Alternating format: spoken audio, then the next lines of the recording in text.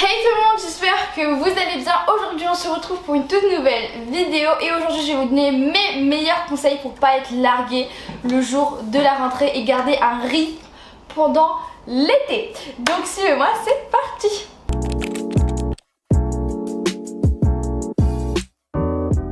On est en été et je sais qu'en été on n'a pas forcément envie de réviser, mais c'est très important pour pas être largué le jour de la rentrée, tout simplement parce que ça va aller très vite. Et ce qu'il faut, c'est qu'il faut tout simplement garder un rythme pour pas se retrouver perdu. Alors pour commencer, moi si j'ai un conseil à vous donner, c'est de déjà se donner des objectifs avant la rentrée, se dire faire un petit bilan de votre année passée et vous dire qu'est-ce que j'ai fait de bien, qu'est-ce que j'ai fait de mal et comment je peux m'améliorer. Donc moi si je suis vous là, je me mets sur mon petit cas personnel et j'écris sur un petit bloc-notes ou quoi.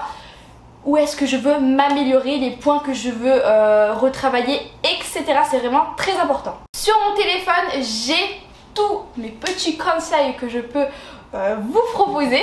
Alors pour commencer, restez dans un bon mood. Alors pas pour besoin de forcément travailler, refaire des exercices toutes les vacances, mais rien que le fait de lire, de se prendre un petit livre qu'on aime ou regarder des petites vidéos documentaires sur X ou Y chose, ça peut quand même essayer d'enrichir votre culture. C'est toujours mieux que scroller pendant des heures sur TikTok.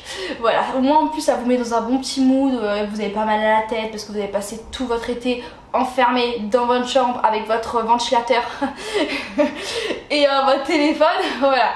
Donc franchement lire un petit peu, regarder des documentaires, écouter des podcasts sur des sujets intéressants. Voilà, vraiment il faut trouver quelque chose qu'on aime, voilà, faire une petite activité sportive, comme je vous dis, lire un petit livre, prendre soin de sa santé.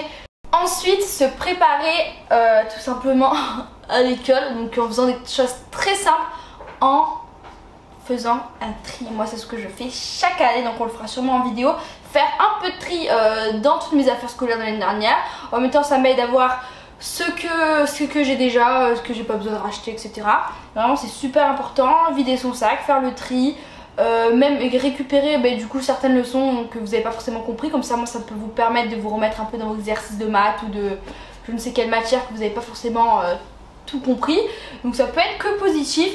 Voilà, commencez à noter ce qu'il vous faut, ce qu'il vous faut pas, etc., ce que vous avez déjà, c'est super. Vraiment il faut se remettre dans le bain petit à petit. Et comme autre point, moi je me dirais surtout de revoir les points que vous n'avez pas compris durant l'année, c'est très important. Là vraiment rentrer dans le vif du travail pour le coup, se remettre vers le milieu. Voilà, vous laissez quelques semaines de répit avant d'y reprendre. Voilà, donc vraiment revoyez toutes les notions que vous n'avez pas compris, et même si vous avez compris, voyez les notions prochaines. Voilà, allez sur le site de l'éducation nationale, je vous l'ai dit la dernière fois, allez voir le programme, essayez de vous avancer, ce serait que bénéfique. Voilà, ça va être que bénéfique pour vous, donc vraiment remettez-vous dans le bain doucement en travaillant et en revoyant vos bases tout simplement, parce que ça peut se perdre durant l'été, parce qu'on laisse un long moment on fait rien et d'un coup waouh, ça repart en sprint. Donc voilà, je vous conseille ça. Après si j'ai un autre conseil à vous donner, c'est de trouver un bon équilibre entre réviser, voilà, on va pas non plus passer ses vacances dans ses cahiers, hein, faut pas non plus abuser, faut quand même se reposer, c'est le but des vacances, c'est ça que je veux dire. Mais il faut trouver un bon équilibre entre je perds pas le fil mais en même temps je profite. Voilà, vous faites un petit agenda avec un petit emploi du temps, c'est très important les emplois du temps, je vous le dis très souvent, mais vraiment faites des emplois du temps, c'est super important, ça va vous aider à vous organiser de différentes manières. Voilà, c'est pour trouver un bon équilibre entre le temps pour soi et les révisions pour pas être complètement largué à la rentrée. Voilà, donc sortez, dormez, profitez de la vie, mais en n'oubliant pas ces objectifs, c'est super important.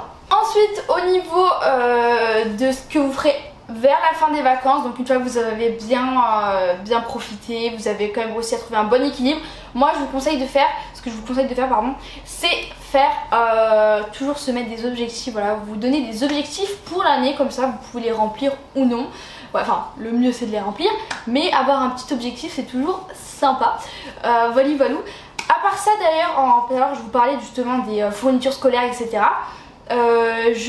Faut savoir que si vous rentrez au lycée, donc en seconde, normalement, dans une grande majorité des cas, les lycées ne fournissent pas de liste scolaire. Donc moi je vous propose de vous refaire encore une vidéo où je vous donne une liste avec vraiment les essentiels à avoir en seconde. Donc je peux vous donner en généralité et ce qu'il faut pour le début, parce que la plupart du temps les profs ont leurs attentes. Mais ils disent ça que le premier jour et après ils n'ont plus rien à faire, ce n'est plus leur problème. Donc vraiment organisez-vous avec ce que vous voulez. Voilà. Après ne culpabilisez pas si vous n'arrivez pas à atteindre tous vos objectifs.